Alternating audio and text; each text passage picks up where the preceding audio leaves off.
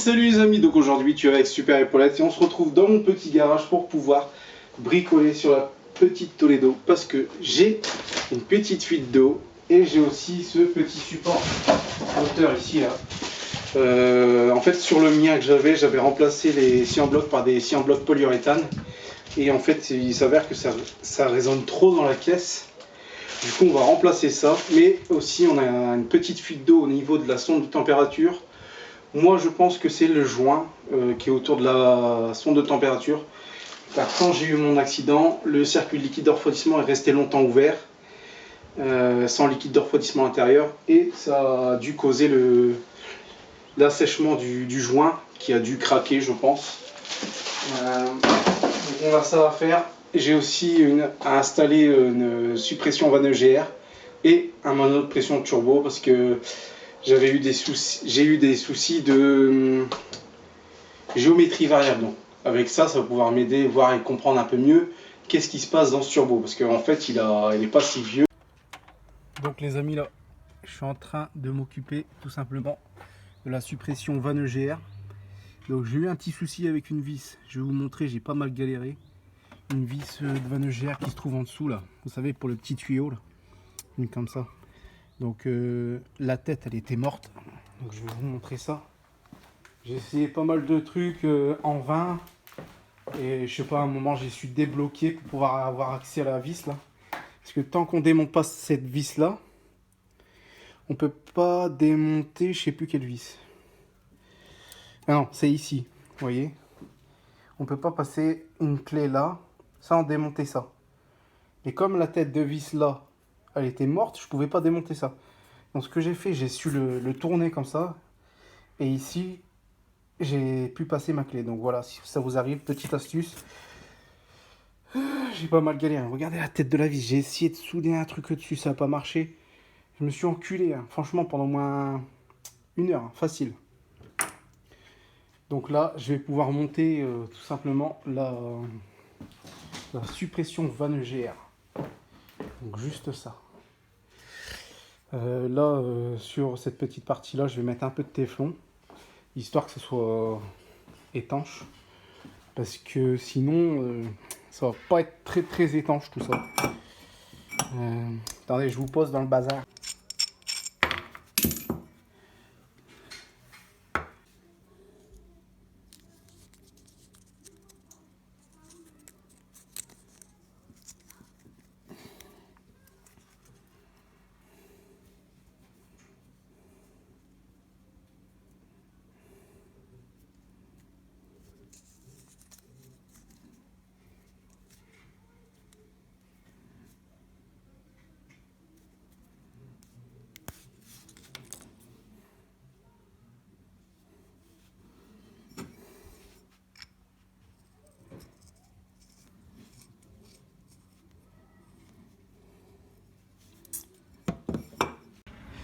Donc là les amis, je suis en train de démonter la partie basse ici là, du tableau de bord, pour pouvoir brancher électriquement le manomètre et puis pouvoir passer le tuyau pression d'air. Voilà. Donc là j'ai démonté les 3 vis ici. Pour démonter ça, excusez-moi, vous devez faire une petite manip. Donc comme ça, attendez. Voilà. Vous l'enfoncez, vous faites ça. En fait ça déverrouille les crochets, vous pourrez le sortir. Voilà. Donc moi pour le raccorder, je vais le mettre sur un plus après contact. Donc le rouge et noir et le marron là, ici, pour le plus. Donc là pour vous puissiez passer le câble d'air, il va falloir que vous ayez une tige comme ça, passer par là. Vous voyez que j'avais déjà passé un câble bleu là, c'est pour mes anti-brouillards. Vous démontiez la baie de pare-brise, les 2 essuie-glaces, la baie de pare-brise, et après vous pouvez accéder ici au passe-câble. Et comme ça vous pourrez repasser votre tuyau jusque ici, parce que la suppression van EGR elle est ici. Voilà. Donc à l'aide d'une tige comme ça, vous scotchez votre, comment on appelle ça, vous scotchez votre tuyau à la tige. Et comme ça, en fait, ça vous permet de remonter le tuyau jusqu'en haut. Voilà. Donc je procède, puis je vous reprends. Donc voilà, là c'est le support sur ma voiture. Je sais pas si vous verrez bien, mais là ici on voit bien qu'on a une belle fuite d'eau, liquide de refroidissement. Du coup, on va déjà commencer par le support moteur. C'est douille de 16.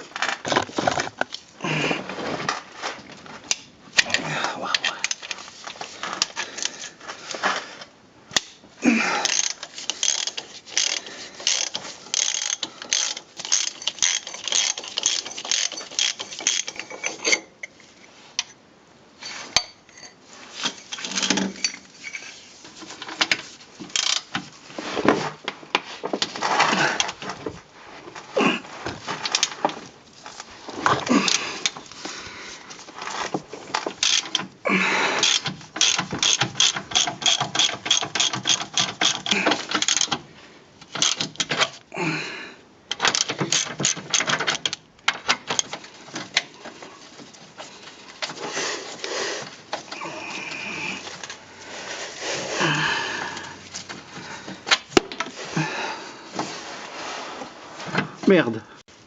Ah non, elle est là. J'ai cru que ma douille elle était partie en enfer.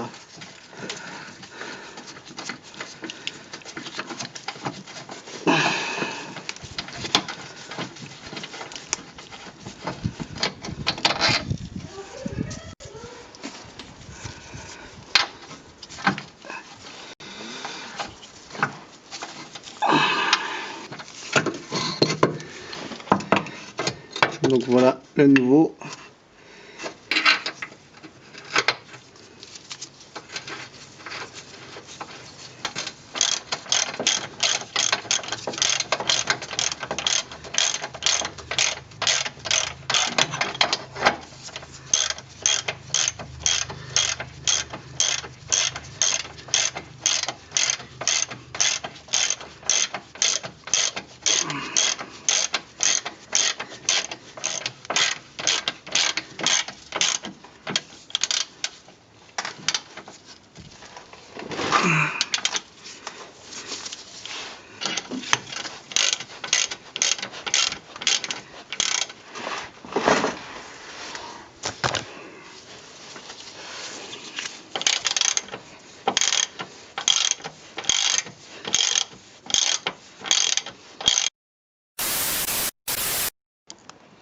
Donc là on va remplacer la sonde de température d'eau. Donc prévoyez que ça va sûrement couler un petit peu. La sonde elle se présente comme ça. Donc ici vous l'emboîtez et ensuite ici il y a un clip. Juste, ça tient juste avec un clip, vous l'enlevez et vous l'enlevez. Vous enlevez la sonde quoi. Donc moi c'est pas la sonde qui est morte, c'est juste le joint qui est autour. Je pense. Donc là je vais la sortir. Je sais pas si vous verrez, mais juste ici, vous voyez sur les commandes de sélection de boîte, c'est tout rose. Donc c'est à cause de ça. Donc là la sonde elle se trouve derrière ici là. Je suis désolé, hein, vous pourrez pas voir mieux, mais en gros elle tient juste avec un clips. Prévoyez des bassines en dessous de la voiture parce que ça va couler un petit peu. Voilà. Donc je procède.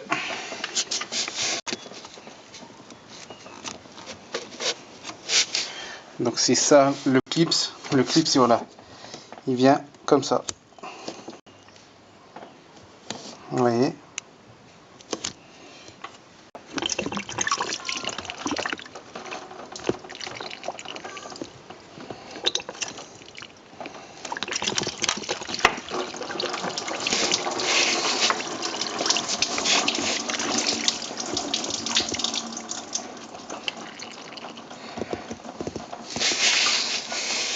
Donc voilà.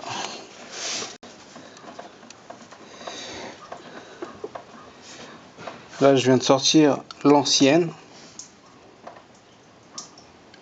Donc sur le joint je vois rien de spécial. Je vais regarder un petit peu mieux. C'est bien ce que je vous disais. Alors je sais pas si vous verrez. Attendez.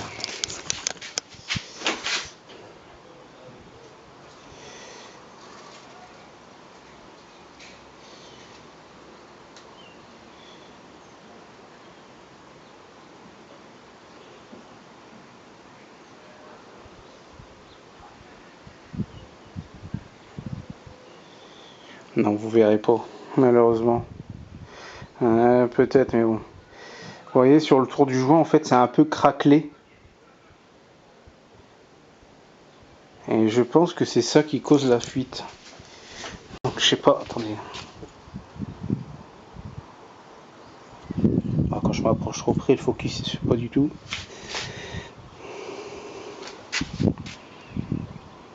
Vous voyez un petit peu là les traits, parce que le joint il est craquelé, voilà. C'est à cause de ça. C'est sur tout le tour comme ça. C'est à cause de ça que ça fuit, hein. Tout simplement. Regardez même sur l'intérieur. En fait, ce qu'il faut savoir, c'est qu'un joint de liquide de refroidissement, une fois qu'il est mis à l'air libre, bah il sèche. Voilà, tout simplement.